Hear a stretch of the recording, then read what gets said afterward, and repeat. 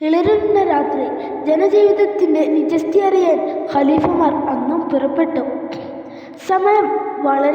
സമയം രാത്രി വളരെ വൈകിയിരിക്കുന്നു. വഴിയിലൊന്നും ആൾപെരുമാറ്റം അനുഭവപ്പെട്ടില്ല. കുറെ ചെന്നപ്പോൾ വീടുകളൊന്നുമില്ലാത്ത തീർത്തും വിജനമായ സ്ഥലമായി. ചെറിയൊരു മരപ്പുച്ച കണ്ടു. നക്ഷത്ര വെളിച്ചത്തിൽ ഒന്നും വ്യക്തമല്ല. വഴിയിൽ നിന്നും തെലകല അവ്യക്തമായ എന്തോ ശബ്ദം. ഒരു സ്ത്രീയുടെ നിലവിളി പോലെ. ഖലീഫമാരും കൂട്ടുകാരനും അങ്ങോട്ട് നടന്നു. ഒരു സ്ത്രീയുടെ നരക്കം പോലെ. അവർ ഉത്കടയായി. കുറച്ചുകൂടി മുന്നോട്ട് പോയപ്പോൾ ഒരു പുരുഷന്മാരുടെ ശബ്ദം കേട്ടു. തങ്ങളോട് മാറിപ്പോകാൻ ആവശ്യപ്പെടുകയാണയാൾ.